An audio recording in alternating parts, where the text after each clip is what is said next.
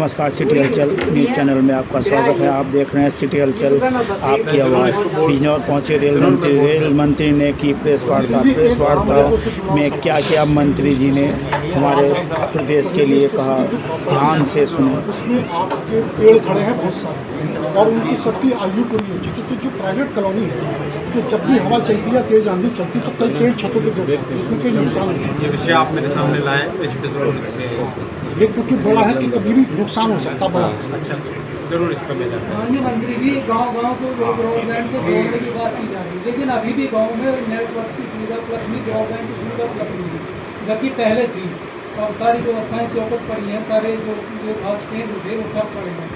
ऐसे में कैसे गाँव से कनेक्टिविटी? बहुत विषय आपने महत्वपूर्ण उठाया है और इस विषय पे मैं आपको एकदम संजीदगी के साथ बताना चाहता हूँ। BSNL को, भारत संचार निगम को, जिस तरीके से पिछली सरकारों ने एकदम बिल्कुल पूरी व्यवस्था को समाप्त कर दिया था, उसके बदले उसको कैसे सुधारें, कैसे सुदृढ़ करें, जिससे कि गांव-गांव तक इंटरनेट पहुंचे, गांव-गांव तक फाइबर पहुंचे और वो फाइबर की व्यवस्था अच्छे से अच्छे उसको मेंटेन कर पाएँ, लैंडलाइन मिले, ब्रॉडबैंड मिले। इसके लिए प्रधानमंत्री जी ने 1,64,000 करोड़ का 1,64,000 करोड़ का पैकेज BSNL के लिए दिया। इससे पहले 2019 में 92,000 करोड़ का पैकेज दिया था। उसके कारण BSNL, पिछले पैकेज के कारण BSNL एक स्टेबल कंपनी बन के उभरी। पहले हालत बहुत खराब थी। सुनिए, ये तो आपने प्रश्न पूछा तो सुनना तो पड़ेगा ना उत्तर। तो उसको स्टेबल किया, अब उसको ग्रोथ के पाथ पे लाया। बहुत मेहनत है, जैसा आपने पहले जब आपने प्रश्न किया था या किसी ने प्रश्न किया था तो मैंने ये कहा कि बहुत मेहनत करनी पड़ेगी और BSNL के सभी कर्मचारियों को स्पष्ट निर्देश दिया गया है कि आप पूरी तरह से कस्टमर फोकस्ड हो जाए, कि जिनके लिए आपको इतना बड़ा पैकेज मोदी जी ने दिया है 1,64,000 करोड़ का, एक एक कस्टमर की प्रॉब्लम को एक एक आपके किसी भी जगह ब्रॉडबैंड हो, फिक्स्ड लाइन हो, नेट हो, टावर की व्यवस्था, सब पे तेज़ी से काम करेंगे। आप विश्वास रखिए, अगले आप 1 से 1.5 वर्षों, समझो आप 12 से 18 महीने के अंदर बहुत बड़ा परिवर्तन BSNL 5G स्पेक्ट्रम में भी इसको जो है वर्तमान में जिला पंचायत अध्यक्ष के खिलाफ जो बीजेपी का, उसके खिलाफ बीजेपी के लोग ही उस प्रस्ताव लेके आ रहे हैं और उनकी मांग भेज रहे हैं, तो कैसे मिल के आगे इसको लड़ा जाएगा, कैसे मिलाएंगे सबको? हमारी पार्टी एक प्योरली डेमोक्रेटिक पार्टी है, Bharatiya Janata party democratic party है। अगर किसी भी जगह अगर कोई आपस में इस तरह की बात होती तो हमारी सांगठनिक व्यवस्था है, हम जो कुछ भी करेंगे उसी सांगठनिक व्यवस्था के अंतर्गत हमारे सारे के सारे मतभेद कहीं होते हैं तो उनको निपटाने की एक बहुत अच्छी व्यवस्था है, उसी व्यवस्था में काम करें। मंत्री जी, मजार बनी हुई है रेलवे स्टेशनों पर, ट्रैकों के आसपास, क्या है उनका कोई प्लानिंग है हटाने का भविष्य में, जिससे उनका रेलवे ट्रैक की सेफ्टी के पॉइंट ऑफ व्यू से जो करना पड़ेगा करेंगे। मंत्री जी, दिल्ली से बनारस के लिए हाई स्पीड ट्रेन की बात चल रही है, उसमें कुछ है प्रोग्रेस? आपने सबने अगर YouTube पे या वीडियो देखे होंगे तो जो पहली बुलेट ट्रेन है मुंबई से अहमदाबाद, उसमें गुजरात वाले सेक्शन में जहाँ पे गुजरात सरकार ने ज़मीन दी थी और अब महाराष्ट्र सरकार ने भी ज़मीन दे दी है, वहाँ पे बहुत तेज़ी से काम चल रहा है। कुल मिला के 80 किलोमीटर के पिलर्स बन चुके हैं और अब उसके ऊपर जो वायाडक्ट बनता है वो वायाडक्ट बनाया जा रहा है। साथ ही साथ उसके फिर आगे के सारे कार्यक्रम बहुत तेज़ी से चल रहे हैं। देखिए, हाई स्पीड बहुत ही एक कॉम्प्लेक्स टेक्नोलॉजी है, बहुत कठिन टेक्नोलॉजी है।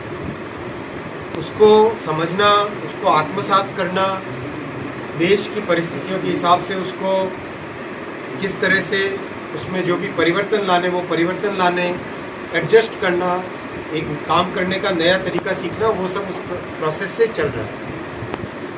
क्लियर संकल्प है इस प्रोजेक्ट से जो हम सीखेंगे, उस प्रोजेक्ट से सीखने के बाद में देश में और भी बहुत सारे शहर हैं जिन शहरों में बुलेट ट्रेन की व्यवस्था की जाएगी।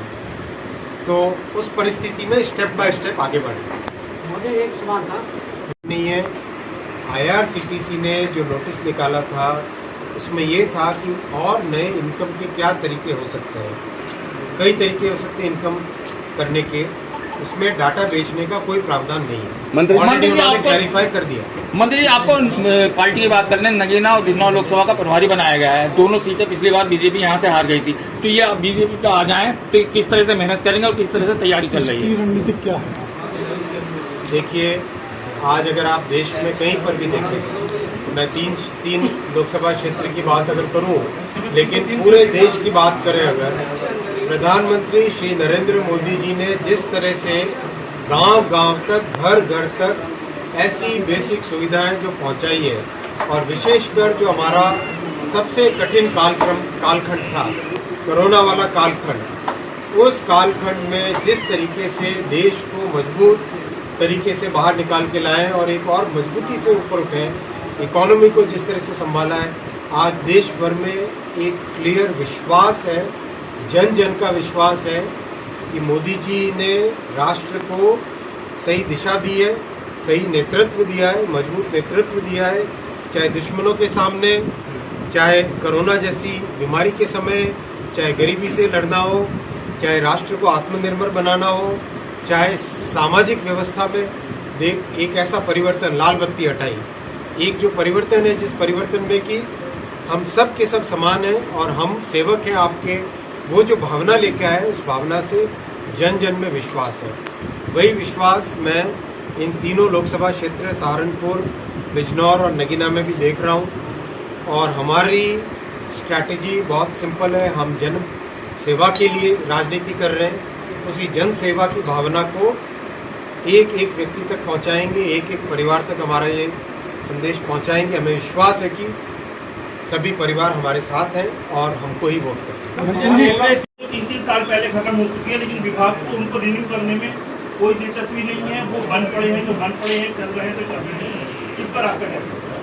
5G का ऑक्शन, जो स्पेक्ट्रम का ऑक्शन हुआ, कंप्लीट हुआ। ऑक्शन कंप्लीट होने के बाद में जितने भी लोगों ने ऑक्शन में स्पेक्ट्रम लिया, सबको स्पेक्ट्रम दे दिया गया।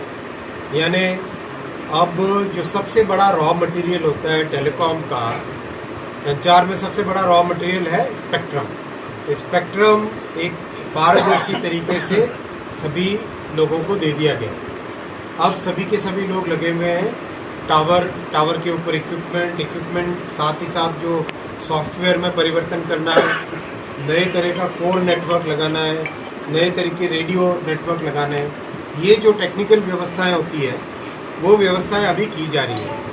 अक्टूबर में 5G देश में आरंभ होगा और उसके बाद में तेज़ी से अगले 18 महीने में तेज़ी से देश भर में फैलेगा।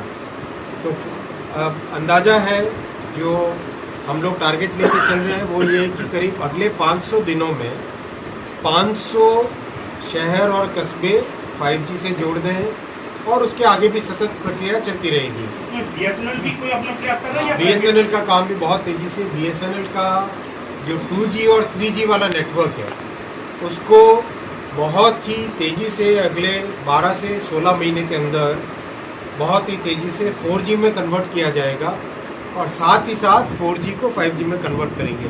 सबसे बड़ी बात क्या है?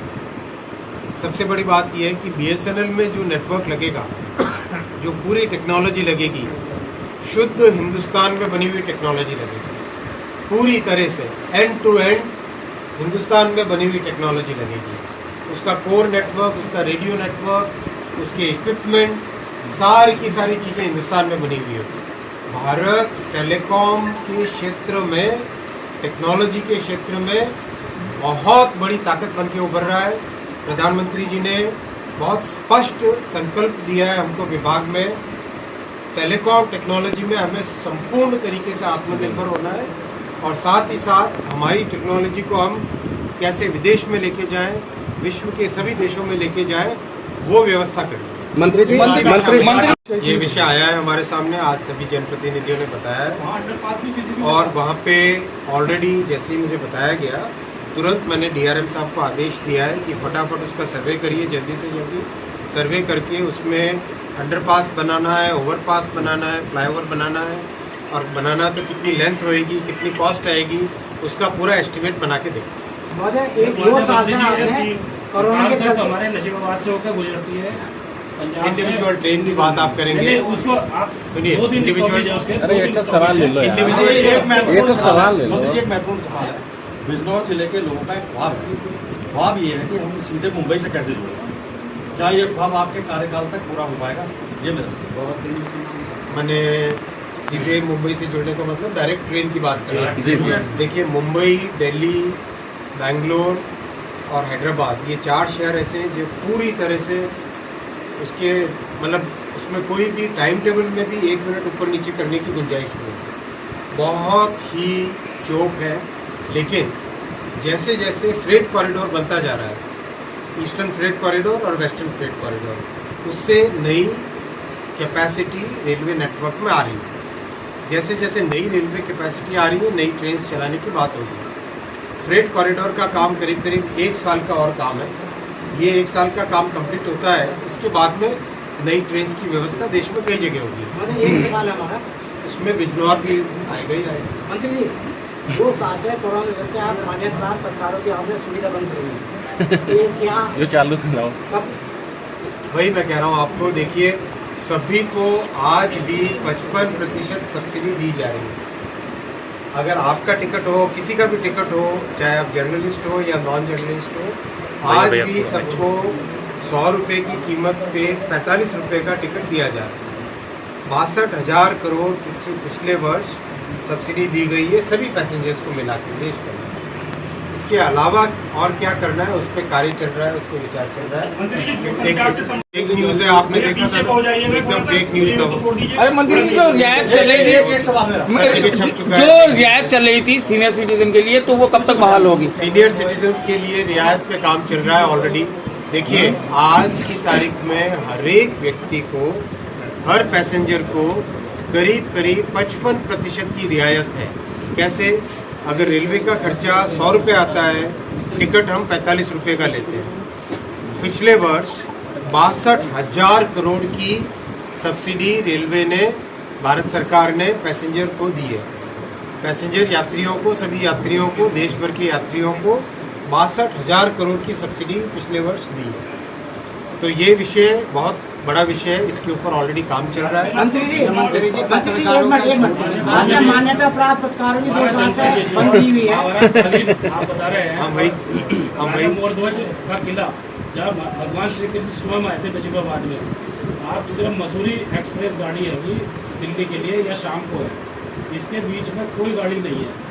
और पहले जो है कोटद्वार से कनेक्टिविटी होती थी, वहाँ से 2 डिब्बे हमारे मसूरी एक्सप्रेस में जुड़ते थे, जिससे हमारे पहाड़ के लोगों को जाना होता था तो फ़ायदा होता था। लेकिन किन्हीं कारणवश वो डिब्बे बंद कर दिए गए। आपकी बात सही है। देखिए, टेक्नोलॉजी जैसे बदली तो देश भर में जो पुरानी एक टेक्नोलॉजी से कोचेज़ की मार्शलिंग होती थी। मार्शलिंग का मतलब 2 जगह से अलग अलग कोच आए, उनको जोड़ के एक ट्रेन बनती थी। जब से LHB कोच, जो कि बहुत सेफ कोच है, बेटर कोच है, बेटर क्वालिटी है, उसमें झटके भी कम होते हैं, LHB कोच आने के बाद में मार्शलिंग वाली प्रथा देश भर में समाप्त हुई। उसके कारण कई जगह जो आपने विषय उठाया, ऐसे विषय हैं, अब उसको कैसे समाधान करें, उसको समाधान करने के लिए नई तरह की ट्रेन्स बन रही है, जिनको मेन लाइन EMU कहते हैं। मेन लाइन EMU यानी मेट्रो की जैसी गाड़ी है, उसके अंदर इंजन नहीं होता है। जैसे मेट्रो में ऊपर से हर तीसरे डब्बे में या हर दूसरे डब्बे में पावर आता है, उसी तरह की व्यवस्था होती है। वैसी बहुत सारी ट्रेनें बन रही हैं, और जो आपने जिस तरह का आपने रूट बताया, इस तरह के रूट्स में रैपिड मेट्रो जैसी व्यवस्था चलेगी। इसमें समय लग रहा है, समय लगेगा डेफिनेटली, क्योंकि एक एक करके गाड़ियाँ लानी, नए तरह की कोच लाने, नए तरह की व्यवस्थाएं बनानी उसमें, लेकिन उसी प्रयास में है सभी के सभी उसी प्रयास। महाभारत के समय से जो विश्व विख्यात बिजनौर है, वहाँ आज आके जीवन सौभाग्य धन्य हुआ। साथियों, 3-4 बातें आपके साथ में शेयर करूंगा, उसके बाद मैं आपके प्रश्न लूंगा। पहला तो बिजनौर के रेलवे स्टेशन का आज सुबह इंस्पेक्शन किया। बिजनौर के रेलवे स्टेशन को किस तरह से और अत्याधुनिक बनाया जाए, उस पर कुछ निर्णय लिए गए सुबह। बहुत जल्दी आप वो काम को देखेंगे। जब काम को देखेंगे तब आपको अच्छा लगेगा। नई तरह की फैसिलिटीज़ उसमें हो, कैसे लंबे प्लेटफॉर्म और ऊंचे हो, पूरी बिल्डिंग का डिज़ाइन नया हो, एक अत्याधुनिक रेलवे स्टेशन जैसा होना चाहिए वैसी उसमें क्या क्या सुविधाएं और हो, वो सारे इंस्ट्रक्शन सुबह दिए गए। अगले 7-8 महीनों में आप उस काम को देखेंगे। पहला ये विषय था। दूसरा विषय आज सभी जनप्रतिनिधियों ने मेरे सामने रखा, बिजनौर से दिल्ली की जो कनेक्टिविटी है उसमें मेरठ, हस्तिनापुर, बिजनौर, इस विषय को सबके सामने रखा है, सबने रखा है आज। उसको अब तक जो सर्वे होता था वो सर्वे मेरठ से हस्तिनापुर का सर्वे था, तो आज अभी निर्णय लिया है कि इस सर्वे को मेरठ से बिजनौर तक का सर्वे करेंगे। मेरठ से बिजनौर तक का सर्वे करने से पता चलेगा कि वाकई इतना ट्रैफिक है नहीं है, उसके बाद में निर्णय लिया जाएगा आगे का। लेकिन आज एक बहुत अच्छा विषय सबके सामने सभी आज जनप्रतिनिधियों ने रखा कि मेरठ से हस्तिनापुर और हस्तिनापुर से आगे बिजनौर तक कल्पना करनी चाहिए कनेक्टिविटी की, तो उस पर काम चालू करेंगे। तीसरा विषय आया, कुछ ऐसे क्षेत्र हैं अभी भी जहाँ पे टावर नहीं है, सिग्नल नहीं आता। 2-3 विशेष स्पेसिफिक नाम भी आए,